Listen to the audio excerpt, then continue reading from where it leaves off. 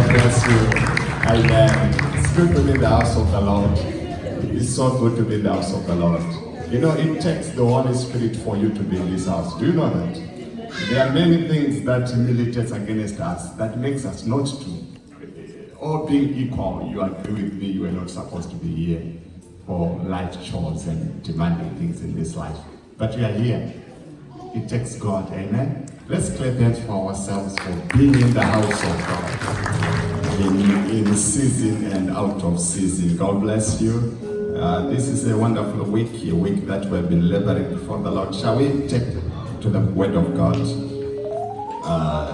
Corinthians chapter 5 verse 10, and our theme scripture for this week, Acts 13 verse 1 and 2. 2 Corinthians 5 verse 10. 2 Corinthians chapter 5 verse 10, and also Acts of the Apostles chapter 18 verse 1 and 2. Verse 1 and 2. Chapter 5 verse 10.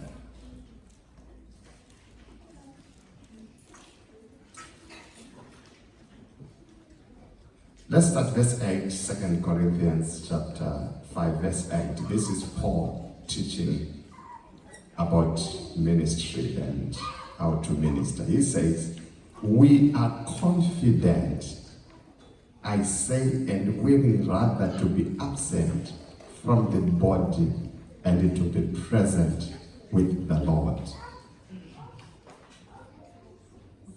Therefore we labor, whether present or absent, we may be accepted of him. Verse 10, which is key.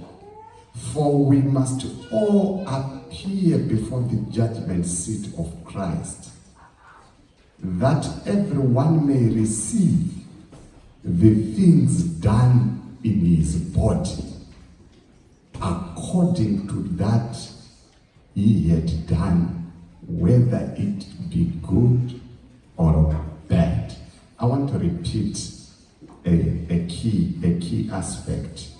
It says that everyone may receive the things done in his body, whether good or bad.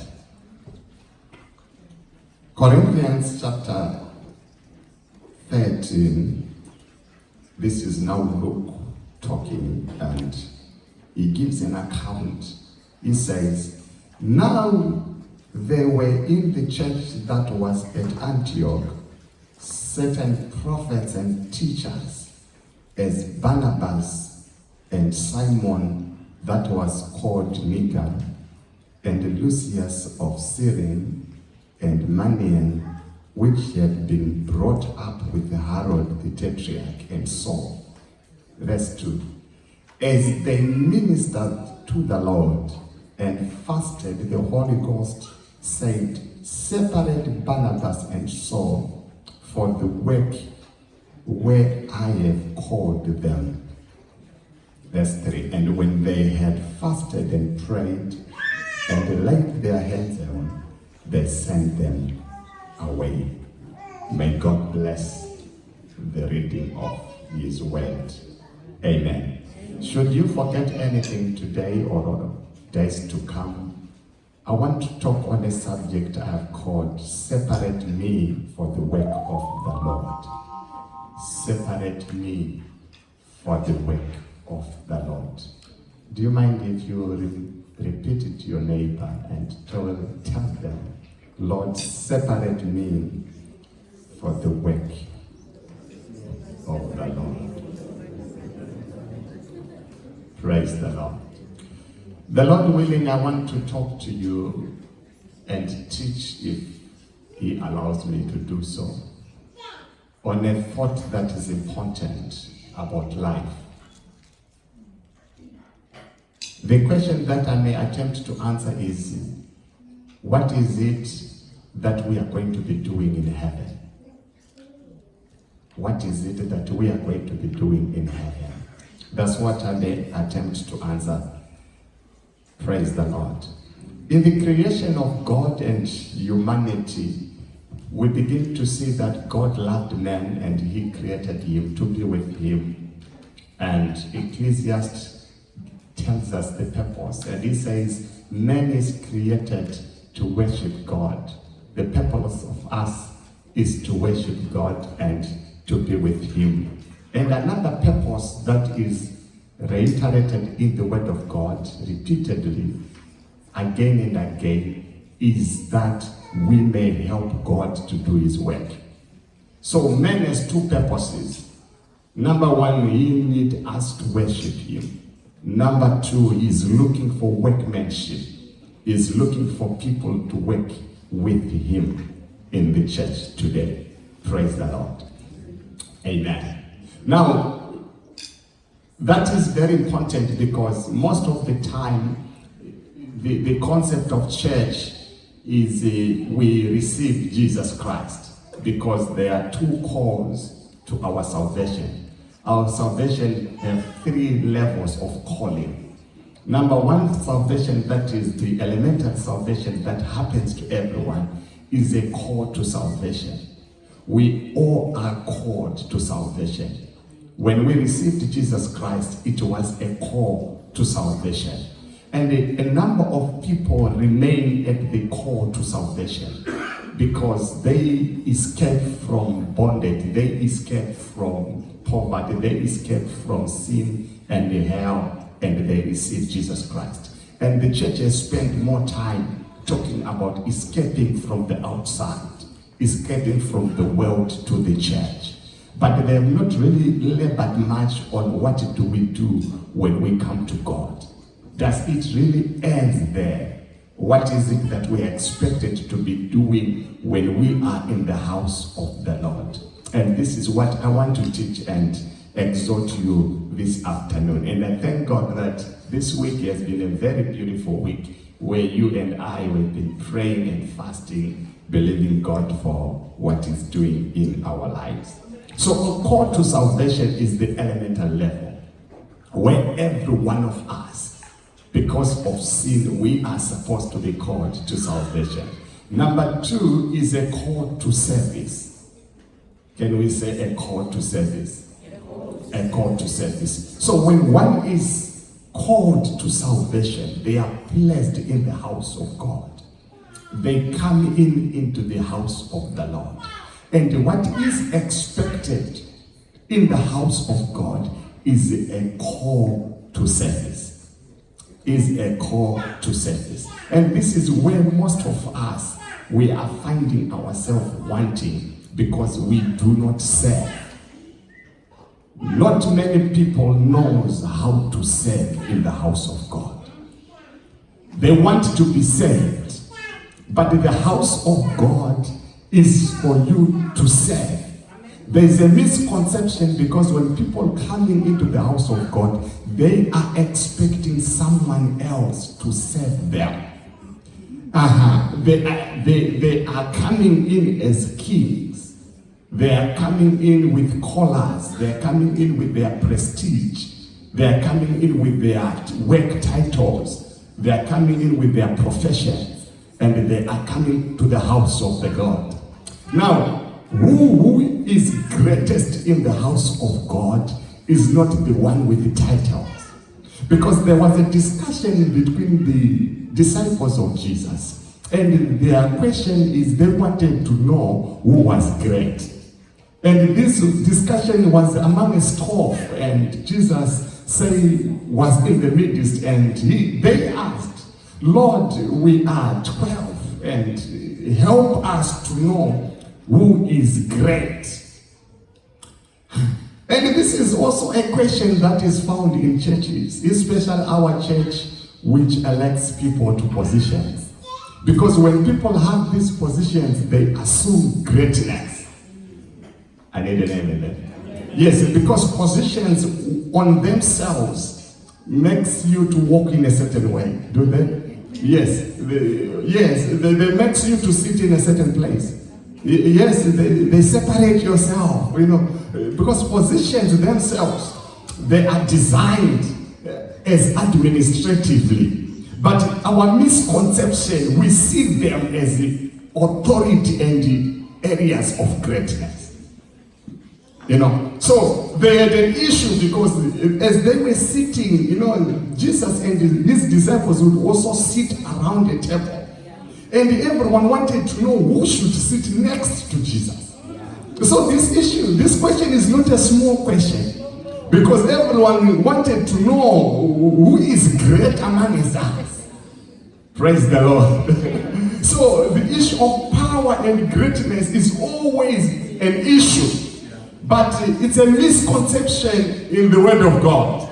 Because Jesus took a young man. He decided not to answer. He decided not to answer with titles and years of service in the house of God, years of when you came to the Lord. Because this issue can be, you simply came yesterday. You know nothing. So Jesus brought someone who knew nothing. And the Bible says he took a young child and made him or her to stand before them. And he says, if anyone wants to be great, let you be like this young person. Ha! What an illustration. He said, if you want to be a great person, make yourself like a young man. The analogy of a young man. I wanted to know why he took a young person. Because there's something with the young people that is interesting. You know, young people are consistent. Yes, you have seen that. They always do the same thing again and again and again. You slap a young man, they come again. They cry, but they come again. They are amazing. They are amazing. They forget easily. Young people forget what? Easily. You speak harshly on them, they go away a few minutes, they are back again smiling. So he says, if you want to be great, you need to be like a young man. You need to be like a young person. Praise the Lord. In another gospel on the same subject of who wants to be greatest, Jesus said, if you want to be greatest, you should be able to serve. Praise the Lord.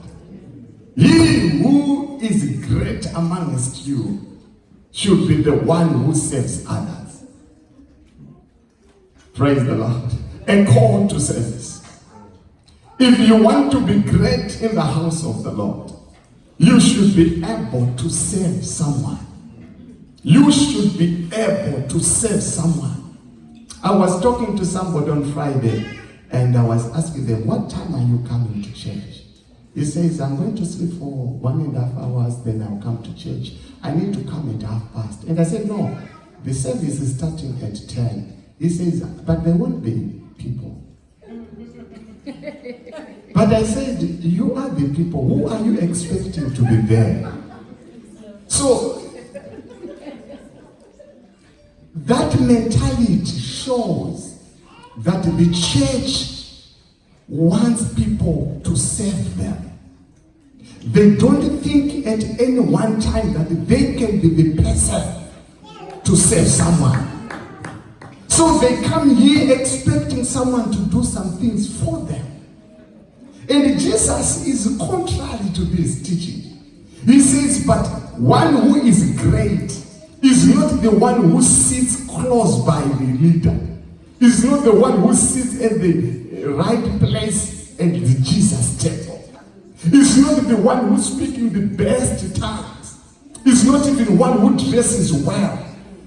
The greatest amongst you is one with ability to serve you.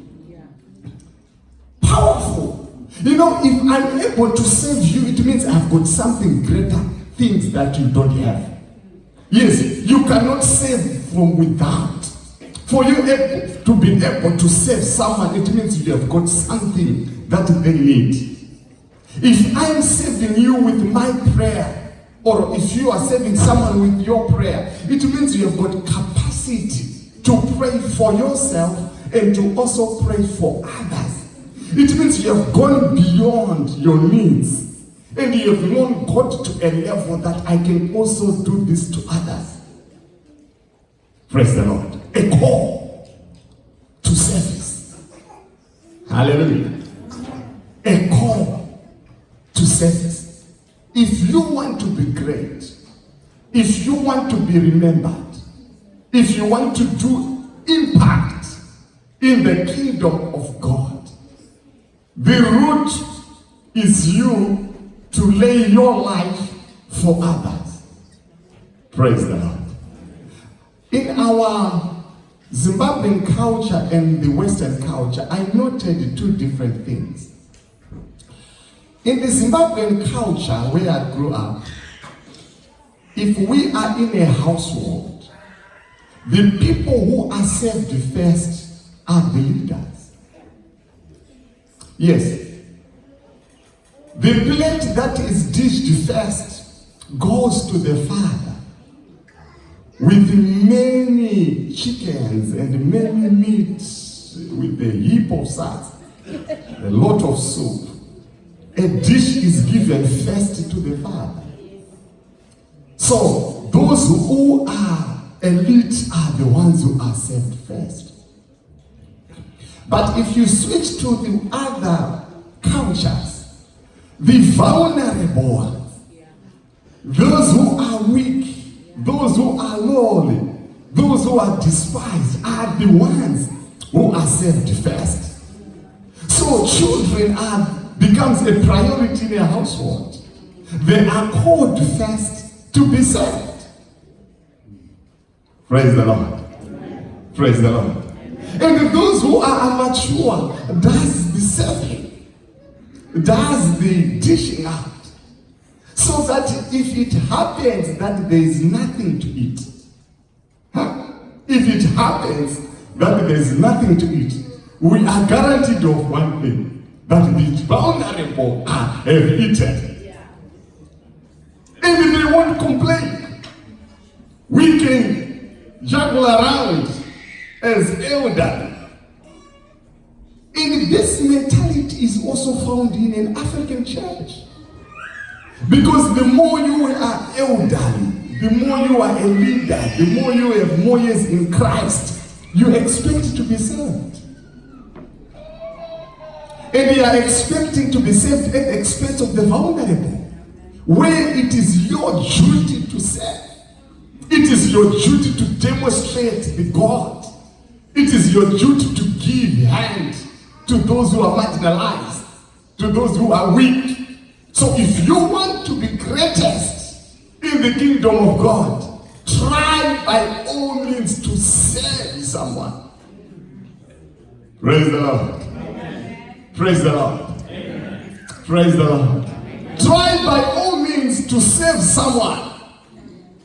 Jesus took a towel when he was about to go, and he was demonstrating what Christianity is all about. And the Bible says he took a napkin and a dish, and he went to his disciples. And he went one by one. And he began to wash their feet. And he began to wash their feet. And he began to wash them. Look who is washing the feet. The greatest. Washing who? The vulnerable. The leader watching who? The vulnerable. And they came to Peter. And Peter said, no, Master. You cannot do this to me. I want you to wash my body also. Go an extra mile. And Jesus said, no. The word that you are receiving is already washing you. A call to service. And Paul now, in the book of 2 Corinthians, he begins to tell us why we need to serve in the house of God. He begins to explain the reason that you and me, what is it that we gain by serving? What is it that we receive by serving? What is it? Because when we are going to heaven, we would think it's all enough. Because heaven is the best place. Heaven, there is no sorrows. There is no laboring. There is no traveling. Heaven is the best place. Why would we save when we are going to the best place? And the Bible says in heaven, we will be worshiping God, basking in the glory of God, with the power of God. So why would we serve? And Paul in 2 Corinthians, amongst other things, he talks about things that will happen when we serve. And he says, if we serve in this body, now service is only done in this body. And by in this body, he's talking when body, soul, and spirit are together. And he's talking about things happening on earth now. And he says, as you begin to serve in this body, serving according to your calling and purpose, you are beginning to accrue crowns. That's very powerful. He says, as you begin to serve today, what your service, your reward is not in this place. Because the church thinks when you serve now, then there's your reward and you can see it now. Because saving is painful. It is, yes. It is. Sacrificing for others, it is painful. It is. It's not an easy thing. Even the things we think it's easy to put on this decoration, someone looks there and thinks it's easy. It's not. Someone sacrificed time. Someone sacrificed sleep, money, for you just to sit and look. So he says, as you serve others in the house of God, in the kingdom of God, something is being deposited in your account. So we have got another account which is not here on earth, but which is in the kingdom of God. And Jesus receives these accounts. Praise the Lord. For a period he is going to give accounts. So Paul says, as we are serving God, bearing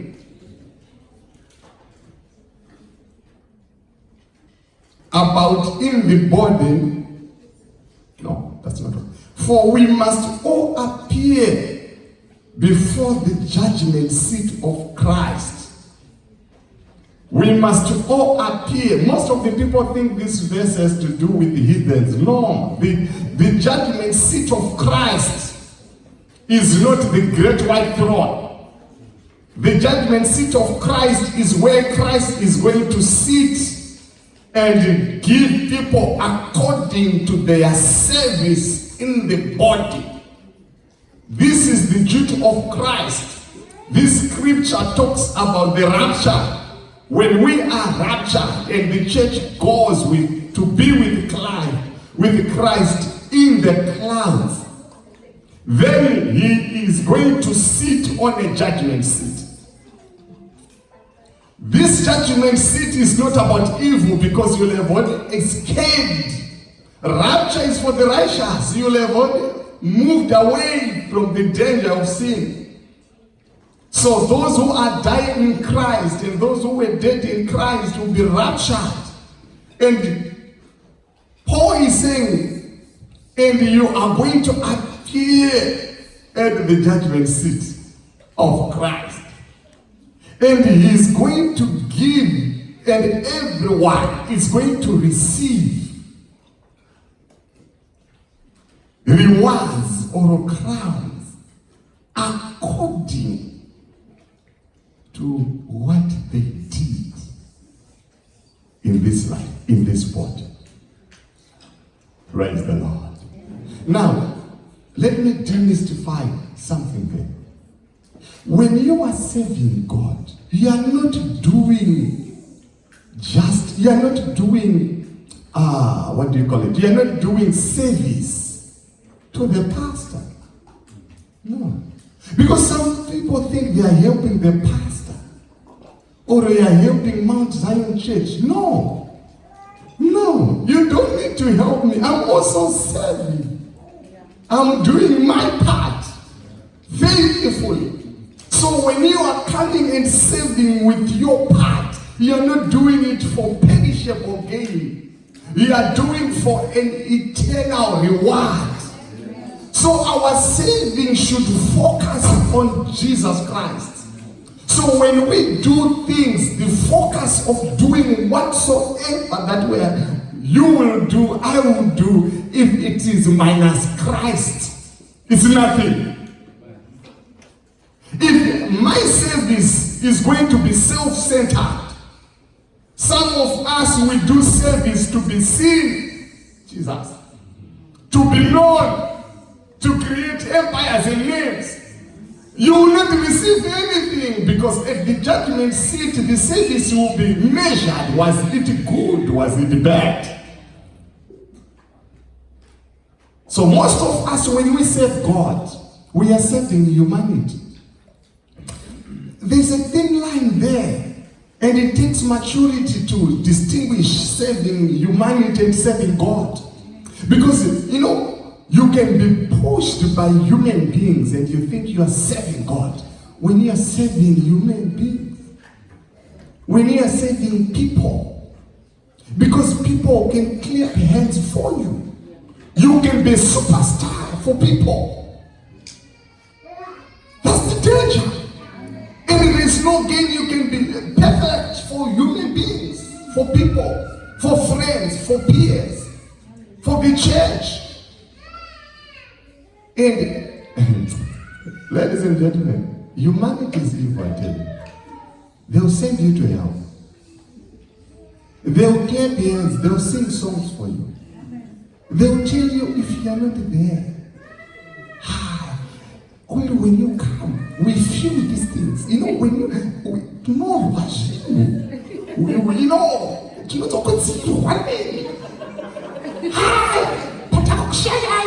people are liars. They are hypocrites. Yeah. And you ride on those butterflies. And you are riding on those things. Riding to hell. Going down your pit. Because your ego will overtake you. And you feel good. Because, a human being wants to feel good.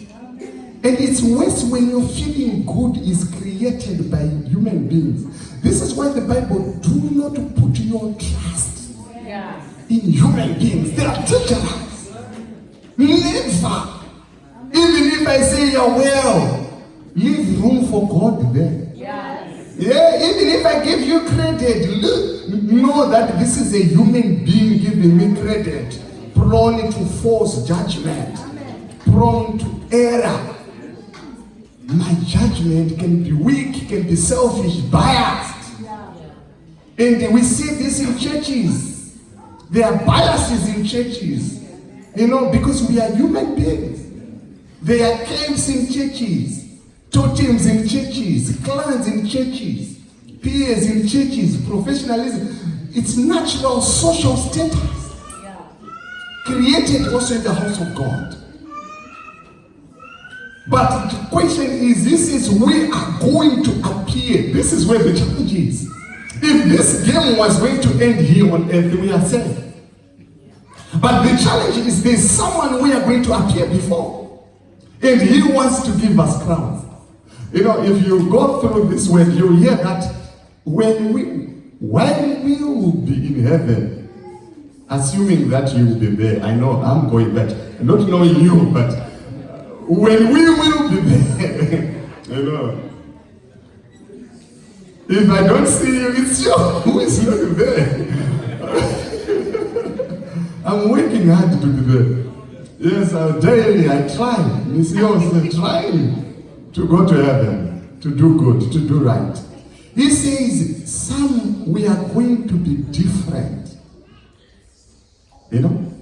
even in heaven, our shining levels are going to be different. The Bible says some will shine like the sun. Some will shine like the moon. Some will shine like stars. Some will shine like Kataitai. I don't know that word in English. You know that? No, I don't know. What is it called? The firefly. Yeah. You know, I don't want to be like a firefly. Like an indicator. No. At least if you are Kataitai, you can send some signal somewhere. It's better. But some will be zeros, nothing, darkness. And you just walking in heaven like darkness, shadow. But being there, spirit beings in heaven. Because heaven is like earth. There are spirit beings who will know one another in heaven. You will know you will know me. It's not a secret. I will know each other because we will be having other bodies. Not this decomposing flesh and blood, but we'll have the other bodies and seeing you as you are. And Paul says we are going to appear before this judgment and receive crowns. How? By the service we have done, not in heaven, in this body. Fear that. Because in another scripture, again, it says some of your works will be tried by fire. You know, Paul himself in another, I think Thessalonians, he began to say, there will be, your works are going to be put in certain pots of fire. The trial of our works. And he says, some of the works will simply vanish and disappear. Because they will be made of straw and glass. They'll simply burn. But some works will remain forever. And crowns will be given. Faithful and well is my sin. Because if we receive Jesus, we have escaped judgment. We are working towards serving God. Praise the Lord. Hallelujah. Now, the third level of call is a call to ministry, which is a special calling to ministry. And this is a calling in our church we believe receives pastors and great leaders, apostles. Call to ministry. The third call. The first is call to salvation for everyone. The second, call to service for everyone. The third one is call to ministry. This is call to leadership. This is the call me, Elder God, and others are being called. Some of you being called, you are refusing. I know you. I'm watching you. You are refusing. But call to leadership. This is a special call. This call is not unique. I am not unique. I'm not different from you. The difference is I'm simply called a step further to lead you into your call to service.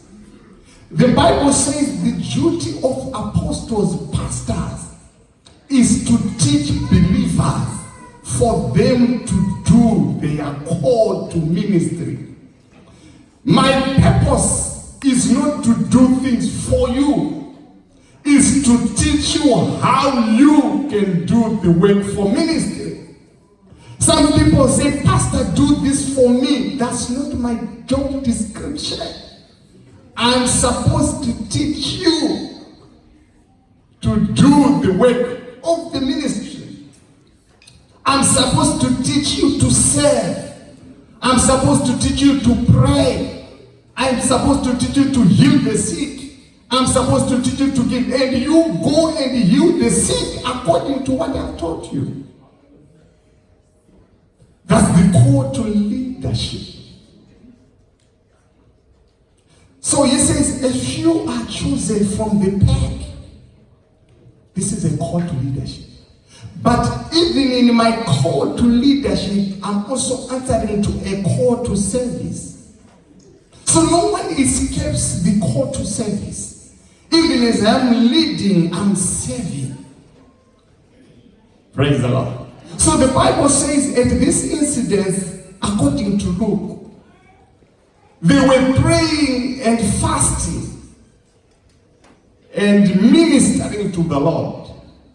As we were doing, congratulations to some of us who managed to pray and fast. And some of us, we felt it's still okay. We'll have many times to pray and fast.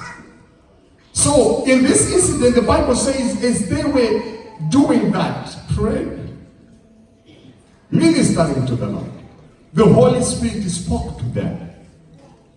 Praise the Lord. And he said, separate me, Paul and Barnabas, for a special calling that I have called for them. Separate me, praise the Lord, for a specific calling that they are going to do. Now, church, this is where I'm teaching you today. You need to identify by the Holy Spirit, from the Holy Spirit, your special calling. What is your portion that you are going to minister to God? Because your portion is not simply coming here, lifting your hands and worship. That's a call to salvation. Because when we are called to salvation, we are called to worship God. But calling to service calls for a specific area that you should stand strong and minister to the Lord. It takes a lot of prayer and fasting at times to discover that area. At times it takes a lot of desire. You are passionate about certain things, to do certain things at the house of God. That's your area of service. Most of us, that account is still low since we believed Christ.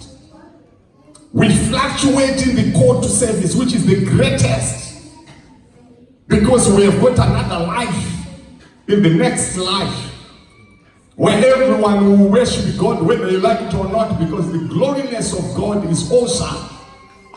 But what you will not be able to do is to claim a certain crowd.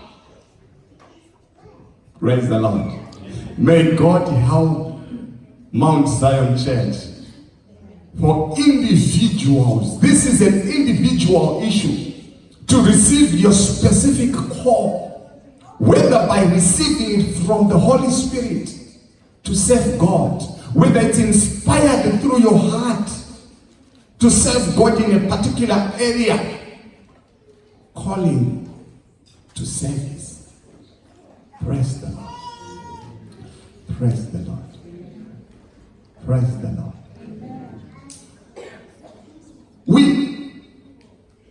I'm believing God to raise men and women who will not know only about church, who will not know only about AFM, who will not know only about their positions, who will not only simply come, but the people, when they stand on their place of, do you know that no one can do it better than you?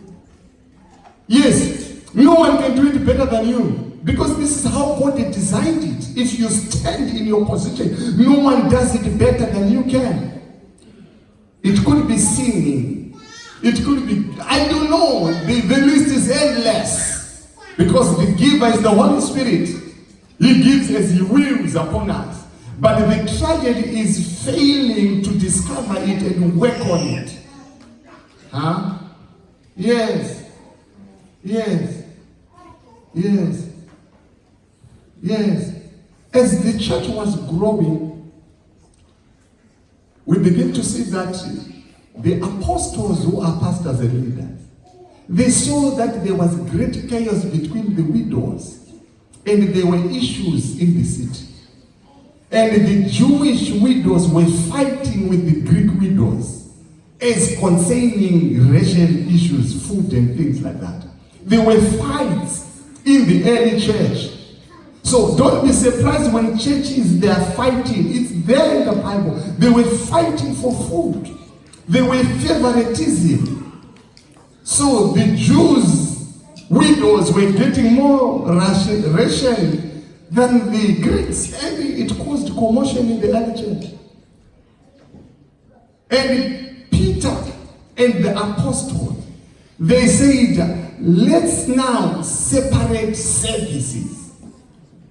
And he says, we the leaders, Acts chapter 4, he says, 6, he says, we the leaders, we should not depart from two things. The ministry of prayer and the ministry of preaching the word.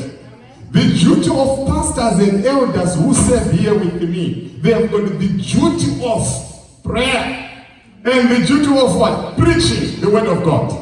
But they say we have got issues happening.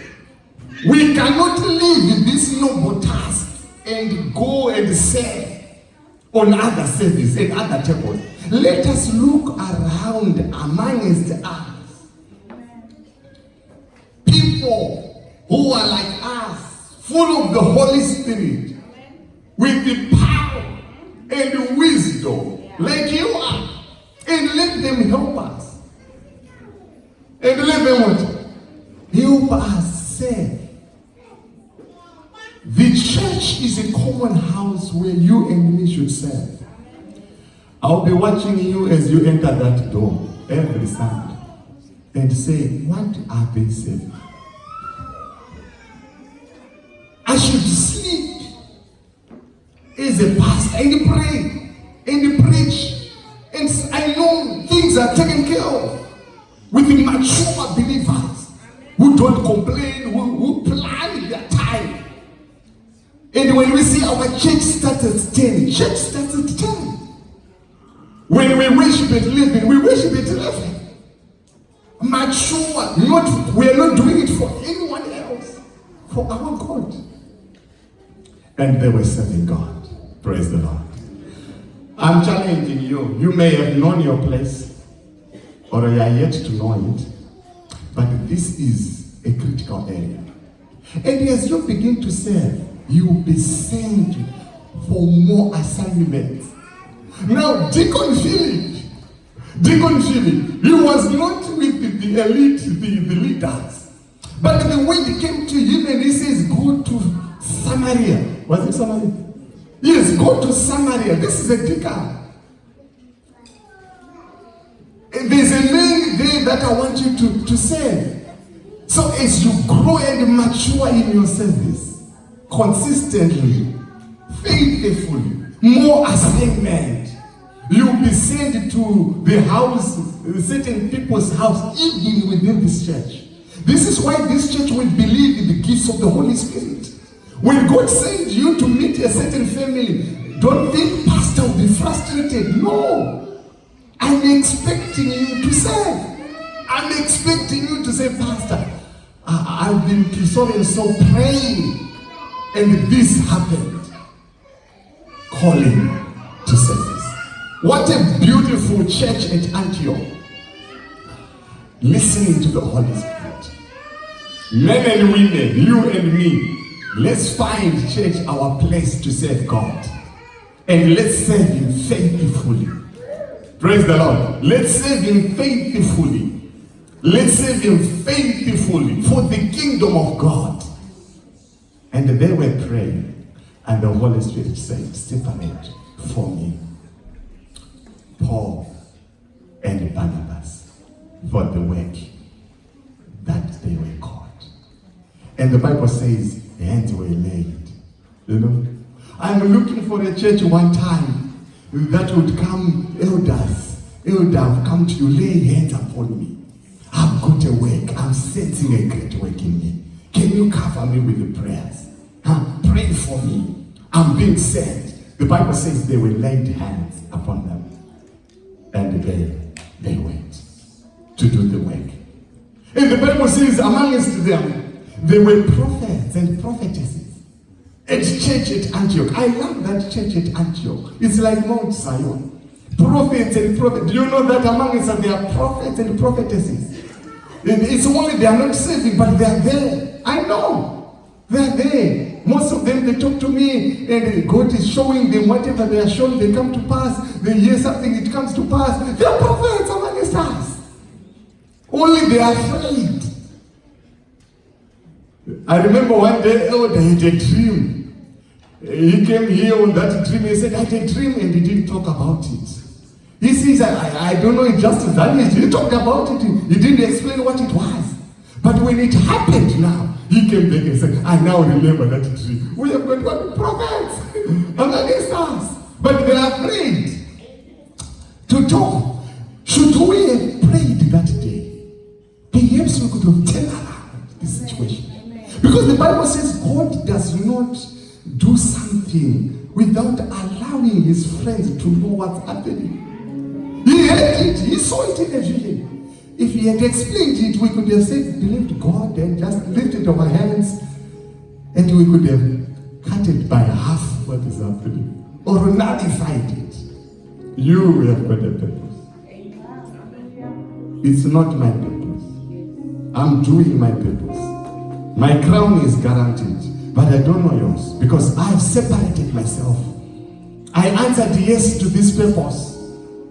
From where you are, I was also like you, seated there, listening to someone preaching for me, until I got my purpose. I said yes to my purpose. I'm running in my purpose. What about you? And the Purpose Church is not about Bible school, it's not called to leadership, but called to service. Praise the Lord.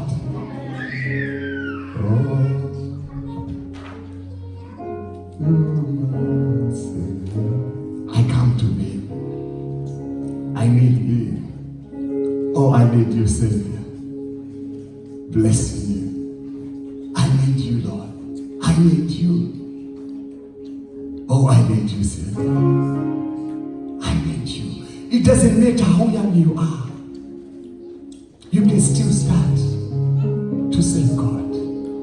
Praise the Lord.